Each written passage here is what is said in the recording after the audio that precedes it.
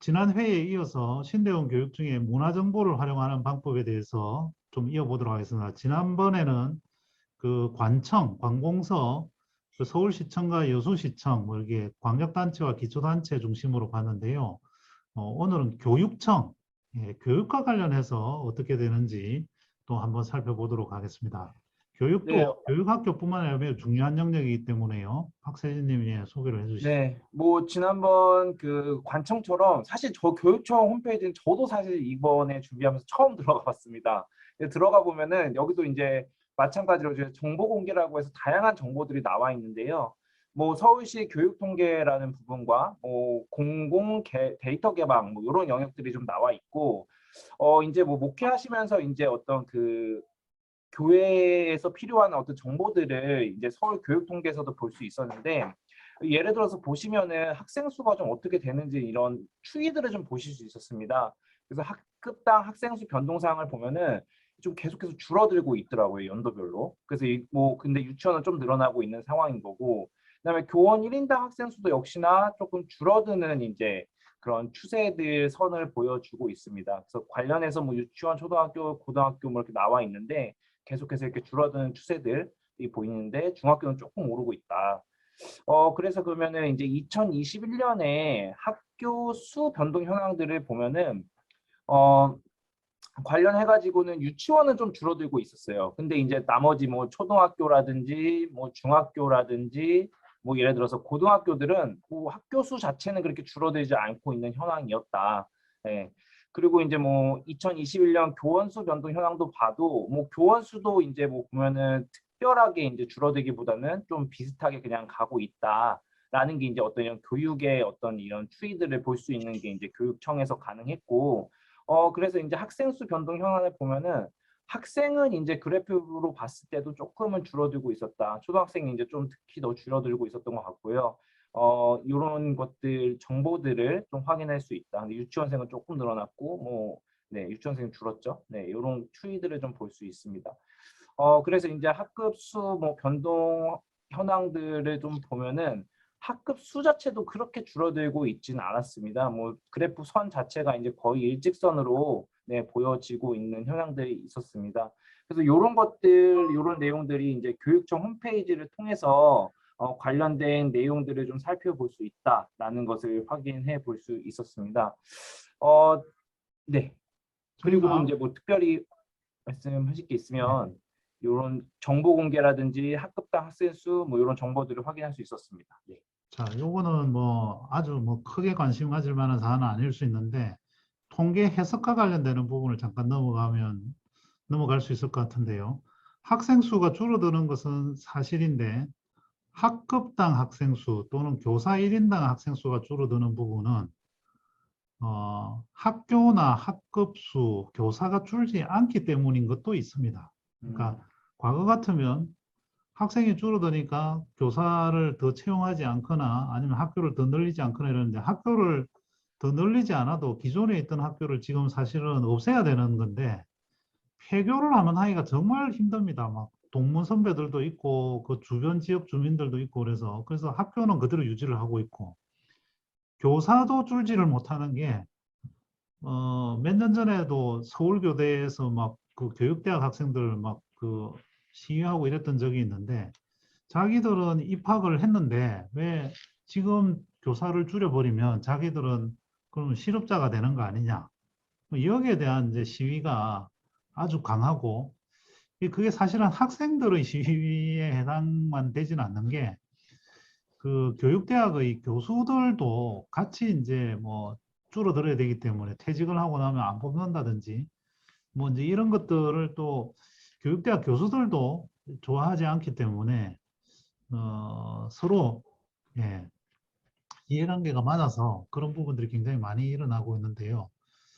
이게 참 교회하고 많이 다르죠. 교회는 교인이 줄어도 교회는 안 줄어들기는 하는 것 같습니다. 줄긴 줄지만 그렇게 비례해서 줄지는 않은 것 같은데 이제 교회 숫자는 동일하고 목회자 수는 늘어나고 뭐 이런 가운데서 교인 수는 줄어드니까 각 교회별로 어떤 헌금이라든지 아니면 뭐 목회자가 이 급여로 받는 뭐 인건비성, 뭐이 사례비들이 이제 줄어들다 보니까 이제 거기서 생기는 문제들도 존재를 하는 것 같고, 이 해결을 결국 이중직 이런 걸로 해결하고 있는 것이 아닌가 그런 생각은 좀 듭니다. 교육청 잠깐 소개는 여기서 일단 보고요. 그 다음 중요한 부분을 다시 한번 보도록 하겠습니다. 네. 이거는 동영상 없죠? 네, 없습니다. 네. 이거는 이제 국가 수준에서 학업 성취도 이제 평가에 대한 통계 자료였는데, 요거는 이제 교육청이 아니라 이제 교육부에 들어가야지 이 자료가 또 존재를 하더라고요. 네. 그래서 보통은 이제 이렇게 평가를 하는데 4수준, 이제 거의 모든 교육 과정을 이해하고 있는 게 4수준이고, 1수준이 이제 조금 부족하다. 그래서 이게 2011년부터 이제 평가가 개선돼서 그런데, 그전에는 4수준이 우수, 3수준이 보통, 그다음 2수준이 기초, 그다음 1수준이 기초 학력 미달, 요렇게 이제 네, 되어 있었다고 보시면 되는데, 2021년도를 보면은 특별히 이제 좀 학생들이 그 보통 학력 수준 비율 자체가 조금씩은 줄어들고 있었습니다. 특별히 이제 고2의 국어를 보면은 상당수 많이 5.5% 정도 감소하는 추이를 좀 보여주고 있어서 학생들이 특히 고2 학생들 정도 수준에서 국어 능력이 좀 떨어지고 있다라는 걸 보여줬고, 그 다음에 이제 그 기초 학력 미달인 학생들 자체도 비율이 2020년에 비해서 뭐 조금 늘어난 부분도 있지만 역시 좀 줄어든 부분도 있고, 뭐 요 정도의 정말 수준을 보여주고 있었다라는 네, 도표입니다. 수포자가 확실히 많네요. 국영수 중에서도 수학 기초 학력 미달이 가장 높고, 고등학교로 갈수록 더하고. 그 최근에 그 수포자가 필즈상도 받게 된 그런데 또 재밌는 거는 왼쪽 표에서 보면 중3 국어는 보통 학력이 한 70% 정도가 되는데, 이게 고2로 가면 국어조차도 64%로 떨어지네요. 네. 수학과 비슷한 수준이 되는데 이 원인은 뭘까요? 뭐 코로나나 아니면 인터넷 용어에 학생들이 좀 익숙해져서 그렇지 않을까 싶은 저는 생각을 했습니다. 제가 보니까요, 요즘 국어 시험 이 수능이나 여기에 국어 시험 수준이 우리가 말하는 한국어 뭐 이렇게 말하기, 듣기, 이해하기 이런 정도 수준이 아니더라고요, 보니까. 뭐 영어뿐만이 아니라 국어도 굉장히 하여튼 높게 올려두어서 참 좀 안타깝기도 하고 뭐 그렇습니다. 혹시 뭐 하실 말씀 있으신가요? 이게 기초학력이나 보통학력 얘기를 하는데 이 학력평가 기준이 뭔지 네, 그래서 이게 보통 사람들이 이제 시민 생활을 하고 네, 그렇게 그렇게 생활하고 뭐 하기 위해서 그런 데에 대한 학력 평가인지 그래서 어느 것은 굉장히 수월하게 올등하게 잘하는 국어를 잘하든지 뭐 수학을 잘하든지 이런 탁월성의 영역이 있고 또 보통 사람들은 그냥 보통 학력이면 되는데 우리는 이 학력 평가를 지금 이제 이 문제를 아까 지금 국어에 대한 문제도 얘기했지만 이게 시험을 위한 이게 저건지 이게 학력 평가라는 것이 우리나라에서 좀 어떻게 돼 있는지가 좀 궁금해지네요. 이걸 보니까. 네. 제가 잘 모르기는 한데요.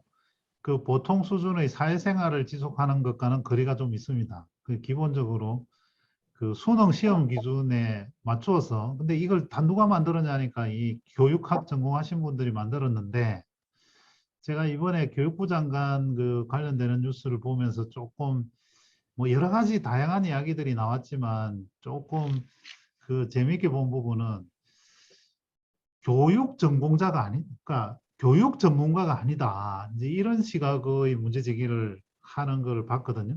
그 왜 아니냐 그러니까 이 사람이 대학 교수를 굉장히 오랫동안 했는데 교육학 전공한 교육학과 교수가 아니다. 그래서 그러면 이 사람도 대학 교수로서 교육을 오래 했지만 교육 전문가가 아니구나. 제가 이제 그 뭐 그런 생각을 하면서 웃기도 했는데요.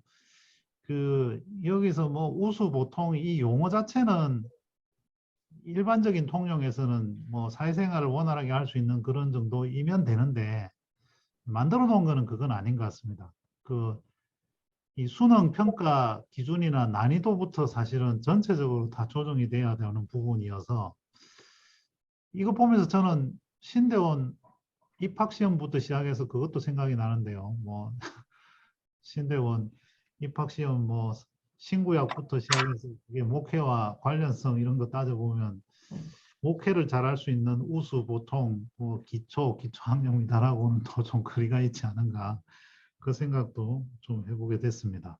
저는 이게 어떻게 목회랑 연결시킬까 이런 고민했는데 별로 아이디어가 없는데 이런 생각을 해봤는데 그 전체적으로 모든 성도들에게 시험을 보게 하는 거예요. 성경에 관련된 뭐 교회 생활이라든지 이런 거 시험을 봐서 수준을 이제 우수, 보통, 기초, 기초학력 미달 뭐 이런 것처럼 나눠보면 어떨까? 그러면 성도들의 이제 수준을 좀 우리가 파악해 볼 수 있지 않을까 이런 생각이 좀 드네요. 목회에 어디에 관점을 줘야 될지 분야별로 좀 나눠서 이렇게 문제를 내려보는 것도 제가 괜찮을 것 최근에 같아요. 이제 그 세례교육 교재랑 그 문답서를 다시 한번 볼 기회가 있었는데요.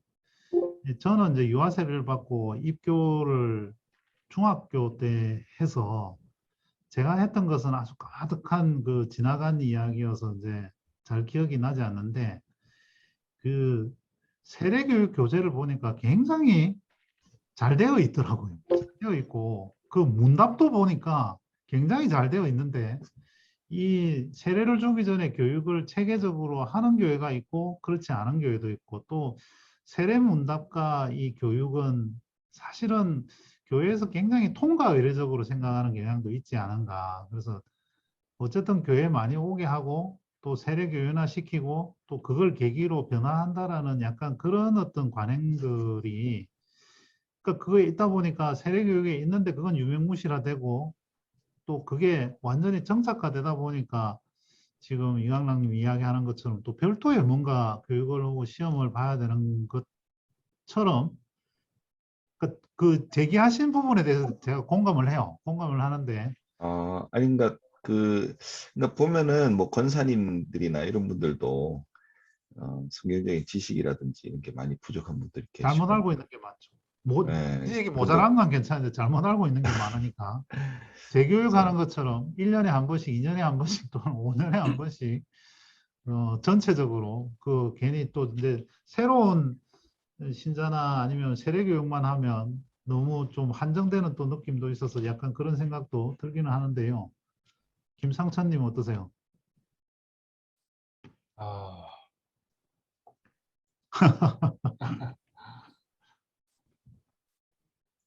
서 교수님 어떠세요? 그래서 이제 지금 그 가톨릭에서는 한 1년 하거든요, 세례 교육을. 네네네. 그러니까 이제 우리도 그 세례 교육이 기초가 돼야 될 것 같고, 그 다음에 이제 그 이후에 뭐 어떻게 살아가는 방법이냐 그것도 있고, 성경에 대한 얘기도 있고, 뭐 사역에 대한 이제 훈련도 있을 수 있는데, 그러니까 이제 기초는 세례 교육이 돼야 될 것 같아요. 네. 그리고 그 세례 교육을 갖고 어떻게 살아가는지를 잘 알려주는 게 중요하고, 그 토대 위에서 성경도 사실은 이제 우리가 이제 많은 교인들은 결국 설교나 이런 걸 통해서 듣는 거지, 본인이 스스로 이제 성경에 대한 이제 이런 거를 알지는 못하니까, 그런 것들을 좀 이제 전반적으로 개선시키기 위해서 좀 이제 교회 다 개교회로 맡겨져 있는데, 좀 이제 신학교에서라도 좀 가이드라인이 좀 필요하면 좋겠다는 생각을 가질 때가 많아요. 네네. 저는 그 지난번 서 교수님 발표 때 이 성사학 과목들이 일단 기초적으로 그 기초 구절들, 기초 교리들을 좀 탄탄하게 이렇게 하면 좋겠다. 참 그 말씀이 굉장히 아직도 가슴 깊게 이렇게 있는데요. 그러니까 이게 어떻게 보면 신학교에 오면 그건 당연히 안다. 내지는 그건 당연히 가르칠 수 있다. 거기에 플러스 알파 내지는 뭐 그걸 다르게 보는 다양한 뭐 약간 이렇게 이제 좀 접근을 하게 되는데 과연 우리가 그 기초에 충실한가? 거기에 그 부분들이 체화되어 있는가? 실천하고 있는 이 영역으로 가면 완전 좀 다른 영역이어서 뭐 그런 부분들도 참 많이 생각을 하게 됐습니다. 참 저희가 교회가 사회를 만나다를 확실히 이 표 하나를 보면서도 참 다양하게 적용하고 있다라는 생각이 드는데요. 다음 슬라이드를 한번 보겠습니다. 네, 그래서 뭐, 이 영역을 왜 본다는 거죠, 박세진님? 네, 뭐 이런 그래서 이제 국가 수준 그 학업 성취도 개선을 위해서 뭐 방안들을 이제 그래서 교육부에서 제시하고 있었던 게 뭐 기초학력 보장 강화라든지 국어교육 특성을 반영한 이제 학생 활동 중심 뭐 교수 학습 뭐 활동 강화라든지 수학 교과 자신감 회복을 위한 지원 강화, 정규 수업 보완 강화, 뭐 지역 간 격차 해소, 심리 정서 지원 강화 이런 식으로 이제 정책을 제안하고 만들어 가는데 저런 것들이 좀 근거가 됐었던 것 같습니다. 하여튼 좋은 말은 다 적혀 있네요. 근데 뭐 효과적이다라는 이야기를 제가 받아본 적 별로 없는 것 같고요.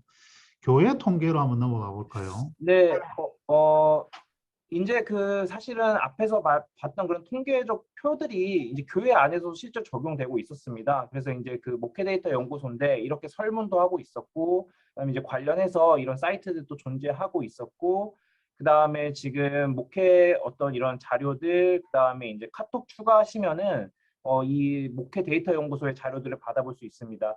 그래서 사회 일반 통계부터 뭐 대한민국 트렌드, 그다음에 기독교 통계라든지 다음 세대 통계에 대한 어떤 이런 기초 자료들을 여기서 제공을 하고 있었습니다. 그래서 이제 그 목회자분들이 사역하실 때에 이 사이트를 한번 잘 이용해 보시는 것도 좋을 것 같습니다. 그래서 위클리 리포트 같은 경우에는 정말 사회의 어떤 기본적인 어떤 그런 데이터들, 그다음에 뭐 이런 것을 뭐 유튜브라든지 그다음에 뭐 어떤 뉴스 그 영상 자료로도 이렇게 제공을 하고 있었습니다. 그래서 이런 자료들을 좀 활용하셨으면 좋겠고, 그다음에 기독교 통계 같은 경우에는 특별히 이제 국내와 국외를 나눴는데 국내에서도 뭐 이런 추적조사 결과들을 어떻게 구성이 됐고 표본이라든지 아니면 이런 어떤 내용들이 있었는지에 대해서 글과 표와 함께 제시하고 있었습니다.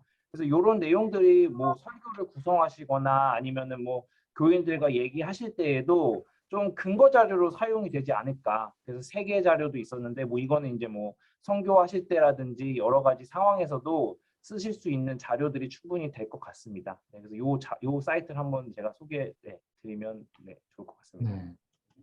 또 국가 통계도 네. 준비가 되어 있는 네, 거죠. 요거는 그럼 화면만 보고 한번 네. 제가 설명을 드리면 그 통계청에서 이제 운영하는 국가통계교육원이라는 곳인데 아무래도 이제 목회자분들이 이제 통계 자료를 보실 때 좀 어려움이 예를 들어서 있으시다라고 하시면은 이 통계교육원이라는 데가 이제 무료로 가입할 수 있습니다. 그리고 이러닝이 있는데 이 이러닝에서도 무료로 이제 통계와 관련된 뭐 조사부터 설문, 그다음에 통계표를 읽는 것까지 전반적인 교육을 다 합니다. 몇 특별히 시간, 몇 특별히 이제 시간, 고급 통계까지도 하고 있습니다. 네.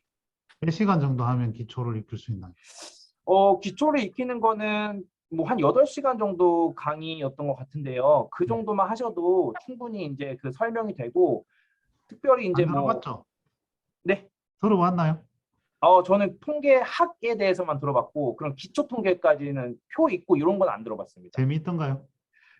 재미는 재미는 없죠? 없습니다. 재미는 없습니다. 그래서 이런 사이트도 좀 활용하시면 좋겠다 해서 안내드리고자 제가 넣어봤습니다. 네.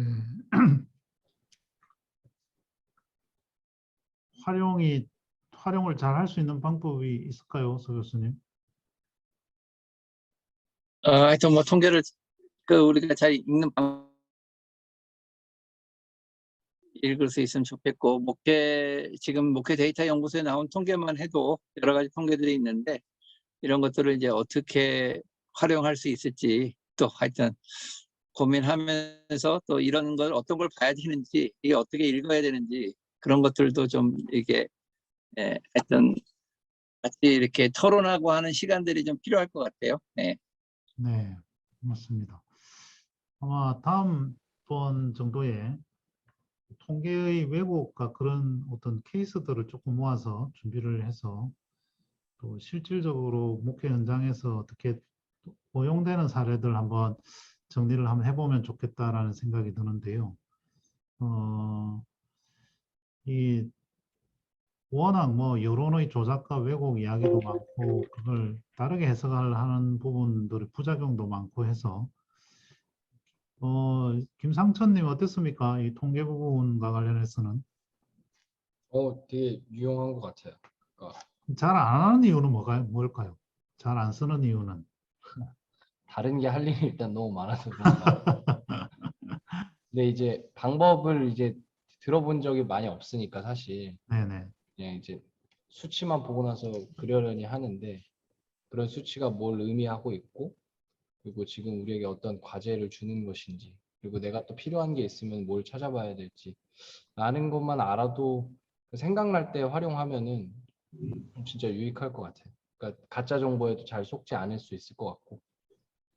그러니까 이광남 이런 통계를 활용해서 누가 이렇게 루포 같은 식으로 좀 이렇게 통계를 넣어서 이게 무슨 하는 거를 누군가한테 또 그렇게 또 가공을 해줘야 아마 목회자들은 그런 걸 이제 관심을 갖고 보면서 그런 게 좀 쌓이면 이제 본인도 적극적으로 할 수 있을 것 같은데.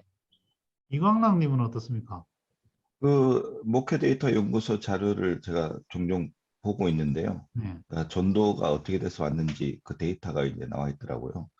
그래서 이 관계라든지 뭐 이렇게 이런 거에 대해서 거의 20% 넘던데 이런 식으로 전도를 해야겠구나. 뭐 그런 것들을 참고하는 데 도움이 많이 됐습니다. 그래서 뭐 통계 자료는 기본적으로 저는 이제 공대에 나왔기 때문에 배웠는데 그런 거는 기본적으로 좀 알고 있는 게 목회에도 많이 도움이 될 거라고 생각됩니다. 제가 예전에 메시지 전할 때 뭐 교사주일이어가지고 교사를 왜 깊이 하는지 또 뭐 중직자들 자녀도 교회 학교에 잘 보내지 않는다. 뭐 학원과 교회를 가야 된다면 어디를 보낼 것인가 이랬더니 중직자들도 학원에 보낸다. 뭐 이런 것들 나오고 이래가지고 그런 부분들 이렇게 그 화면에 이렇게 그래프 보여주면서 이렇게 설명하고 또 이런 교회 학교의 침체의 원인은 뭐 담임 목회자의 어떤 관심 부족이 뭐 몇 %고 뭐 이렇게 뭐 그런 것들은 되게 재미있게 이렇게 보시더라고요. 그랬던 경험이 있는데 아무튼 다음번에 또 통계에 대한 조금 더 자세한 내용을 준비를 한번 해보도록 하고요. 예, 오늘 뭐 여러 가지 내용들 뭐 문화 정보들 활용하는 부분들 저희가 준비를 해서 봤는데요. 너무 길어도 참 그러고 또 항상 이야기하면 시간이 항상 모자란 듯한 느낌을 가지는데요. 일단 오늘 신대원 교육개선과 관련해서 특히 문화 정보를 활용하는 방법에 대해서 조금 살펴보았습니다. 수고하셨고요. 다음번에 또 통계와 관련해서 조금 더 자세한 이야기로 한번 뵙도록 하겠습니다. 감사합니다. 네, 감사합니다.